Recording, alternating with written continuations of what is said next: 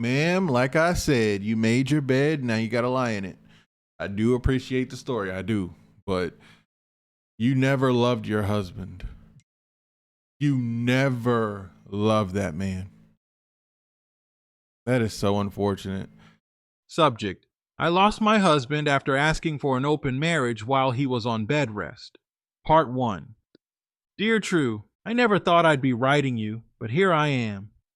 I've seen so many women get dragged in your comment sections and even in the videos you read, and honestly, I never thought I'd be one of those women. But maybe it's time I stop pretending that I didn't screw up and finally tell my story, my truth, even if it paints me in the worst possible light. My name is Donna, and I'm the ex-wife of a man named Jay. We were married for 4 years. We don't have kids, and honestly, it's probably for the best. Before I even get into the why and the how of what happened, let me just say this up front. I asked my husband for an open marriage while he was recovering from surgery. That's not a typo. That's exactly what I did, and that's exactly what ended our marriage. Now, before you think I'm a complete monster, hear me out. I'm not saying what I did was right. In fact, looking back now, I can't even recognize the woman I became. I feel like I lost myself somewhere along the way, or maybe I never truly knew myself to begin with. But I'll start from the beginning, because maybe it'll help someone else understand how things can spiral when you mix disappointment with resentment, and you never talk about it. Jay and I met through mutual friends at a backyard BBQ. He was calm, grounded, had this peaceful energy I didn't even know I craved. At the time, I was working as an art teacher at an elementary school, and I was in between dating situationships, none of which went anywhere. Jay was steady, reliable. He listened to me like I mattered, and he made me laugh in this gentle, dry way that wasn't flashy, but made me feel warm. We dated for about a year before he proposed. We had this whirlwind weekend in Asheville, and on the last night there, in the middle of this candlelit dinner, he got down on one knee and promised me everything I ever said I wanted. I remember his words vividly. He said, "You won't have to work a day in your life if you don't want to. I'm getting promoted next quarter, and with that raise, we'll be able to buy a farmhouse with 5 bedrooms just like you said. Range Rover, done. Vacations twice a year? Absolutely. I'll spoil you like you deserve to be spoiled." Of course I said yes. What woman wouldn't? I believed in him. I loved him. Or at least, I loved the version of him I thought was real. Fast forward to the marriage. We never got the farmhouse. In fact, we rented a 2 bedroom condo in a basic part of town. He never got the promotion. The Range Rover never happened. We drove his old Altima, and the AC didn't even work half the time. I kept asking when things would change, and he always said, "It's coming, babe. I just need to finish this project," or "Next quarter, my boss said I'm in the running." I waited and waited. Eventually, I told him I wanted to be a stay-at-home wife. I figured if I'm not getting the lifestyle he promised, at least let me have peace and free time. To my surprise, he was excited. He said it would motivate him more to push harder at work. That made me feel chosen in a way. I quit my job. No more early mornings. No more dealing with hyper kids and passive-aggressive coworkers. For a little while, it was bliss. But here's the thing. No one tells you about being a stay-at-home wife when your husband isn't rich. It gets boring fast. The condo felt small. The days felt long. And I started noticing all the things he wasn't doing. No gifts every week, no surprise trips, just the same dinner table conversations and excuses about work stress.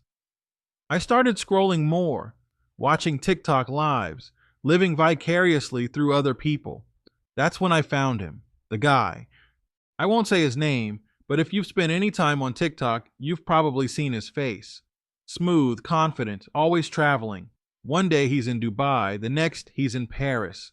BMW selfies, designer shoes. He'd go live every night and talk about mindset, luxury, travel, and manifesting your dream partner. I started joining his lives religiously. I'd comment. He noticed me. We joked, flirted. And then one night, he made me a co host.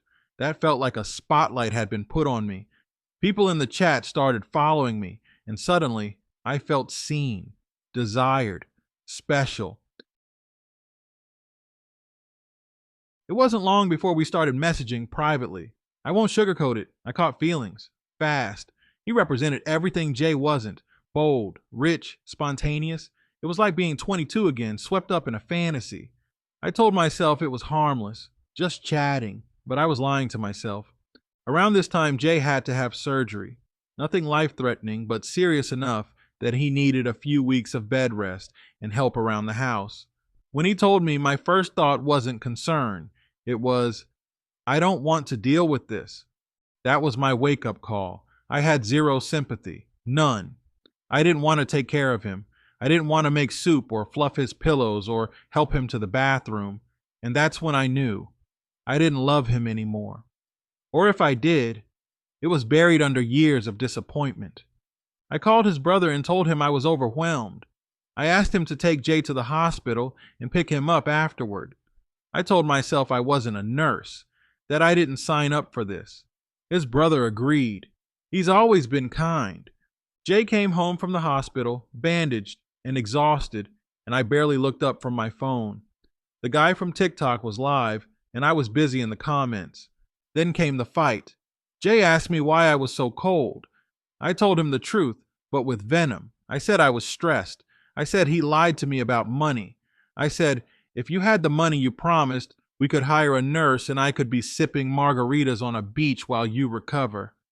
That's when he looked at me, eyes dull and hard, and said words I'll never forget.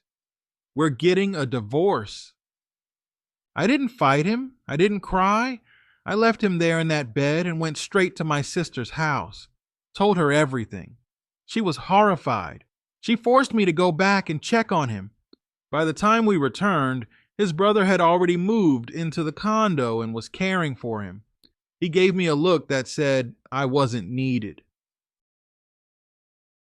A few days later, I got a call from Jay's brother. He said Jay was filing for divorce and that I'd be served soon. At first, I shrugged it off.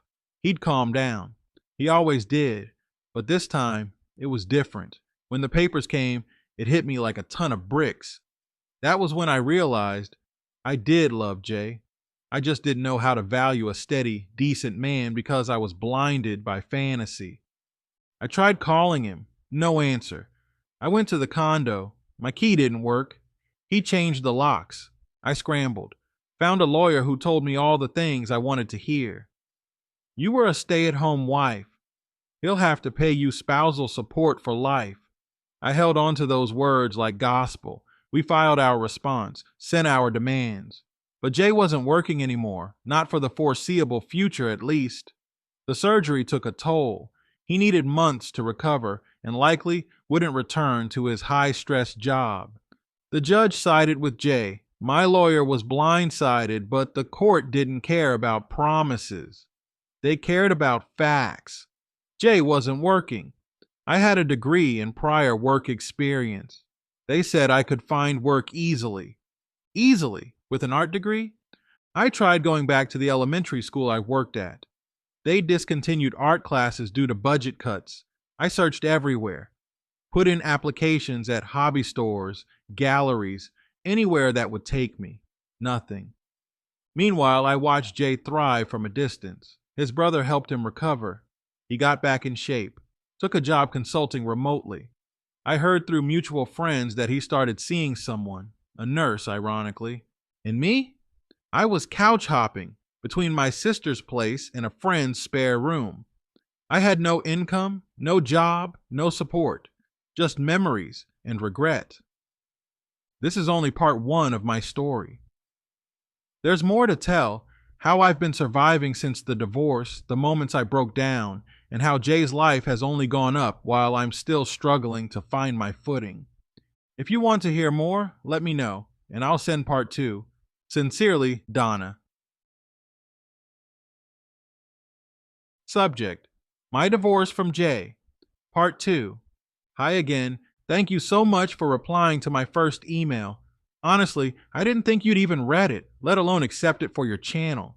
I was scared that after everything I did, no one would want to hear from me. But seeing your response gave me a weird kind of comfort. Maybe not forgiveness, but at least a space to be heard. So thank you for that. You said you were willing to hear part 2 of my story, and I want to be upfront. It's not a pretty one. I've been through a lot since that moment I got served. I've had time to reflect, feel regret, anger, bitterness, but also understand things I was too proud to admit before.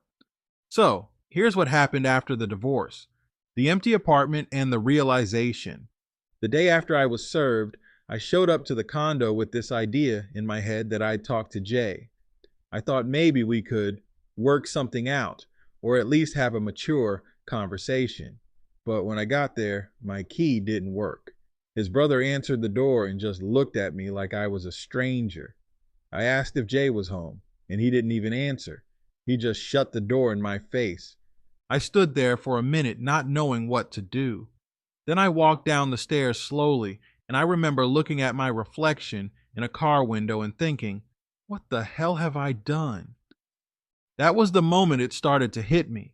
Not fully, but just a small crack in my pride. I realized I wasn't just out of a marriage. I was out of the life I used to know. The false hope from a lawyer. Like I said in the first email, I found a lawyer a few days later. Her name was Anita. She looked polished, smart, and very confident. I explained everything to her, maybe not in full detail. I left out the part about TikTok guy. But I told her that I had been a housewife, that my husband promised a certain life, that I left my career for him, and that I was now struggling. Anita told me not to worry, that we had a strong case for spousal maintenance. She said phrases like lifestyle expectation, verbal contracts, and financial deception. I ate it up. I felt hopeful for the first time in weeks. But Jay's lawyer came back hard. They said he was now disabled from working at least 6 months, maybe longer, and that my decision to leave him while he was on bed rest showed willful abandonment. My own words about being overwhelmed were used against me. Anita said not to worry. Judges understand emotional strain, she told me, but that wasn't how it played out. The judge didn't rule in my favor, not even close. The day in court, that changed me. When I walked into the courtroom, I expected Jay to look broken or weak, like he needed someone. I think deep down I was hoping he'd still miss me. Instead, he came in with his brother wheeling him in, and he looked calm, like the storm had already passed and he was just tying up loose ends. He didn't even glance at me. I don't know why, but that crushed me. Then came the testimonies. My lawyer tried to paint this picture of me being promised a luxurious life and left with nothing. But Jay's side had receipts, literally. Messages, emails, even the original lease where I agreed to be a stay-at-home wife voluntarily. My words were used again. He was so excited to take care of me. Yeah, that line came back to bite me. Then the judge spoke. He said, and I quote, "This is not a case of abandonment. This is a case of someone choosing fantasy over commitment." I swear I stopped breathing for a second. He ruled there'd be no spousal maintenance. Jay was not in a financial position to pay, and I had a degree in prior work history. That was that. Life after Jay. I left that courthouse feeling like I'd been dragged through concrete. I went back to my sister's place and just cried on her couch. For 3 days, I didn't eat, didn't shower, barely spoke. Then reality set in. I needed money. I tried to get my old job back as an art teacher at the elementary school I worked at before I got married. But the school had cut the art program 2 years ago due to budget issues. They didn't even need substitutes. I applied for dozens of other positions, but no one wanted to hire someone who'd been out of the workforce for 4 years, especially with an art degree. The jobs I did get interviews for were minimum wage retail positions, and I'm not above that, not anymore. But it was a hard pill to swallow. I ended up working part-time at a craft store. 20 hours a week, $8 an hour. My manager was a 21-year-old who rolled her eyes every time I asked a question. I was 32, divorced, living with my sister, and folding felt sheets in a strip mall. That's when depression really set in, regret and obsession. During that time, I started checking Jay's social media like an addict. At first, his accounts were quiet, but then slowly, pictures started to appear. His brother took him on a road trip for healing, they called it. Pictures in Utah, Arizona, California. Jay smiling in a wheelchair in front of the Grand Canyon. I stared at one of those pictures for an hour. I cried in the bathroom at work after seeing a post of him at a beach. The caption read, "New beginnings feel better when you've truly let go." That one wrecked me because I realized he really had let go. And me? I was still holding on to bitterness, guilt, and this foolish hope that somehow he'd miss me. The TikTok guy reality check? Oh, and the TikTok guy. That fantasy crashed hard. I messaged him one night after a bad shift at work. Told him I missed our old conversations. He sent back a thumbs up emoji. I asked him if we could talk sometime. He left me on read. The next day, he posted a video holding hands with some blonde woman in Dubai. I stared at that video and just laughed bitterly. I gave up my marriage, my real life, for some fantasy guy in designer clothes who saw me as a superfan at best. That's when the shame hit me like a train. Not just because I lost Jay, but because I had done it so carelessly, so selfishly. He was recovering from surgery, and I couldn't even be bothered to make him soup. I left him in a bed and walked out. What kind of person does that? Trying to rebuild. Eventually, I got a better job at a call center. It's not glamorous, but it pays more, and I don't have to rely on my sister for groceries anymore. I moved into a small one-bedroom apartment in a not-so-great part of town, but it's mine. I've started therapy. I know that might sound cliche, but it's helped me understand why I did what I did.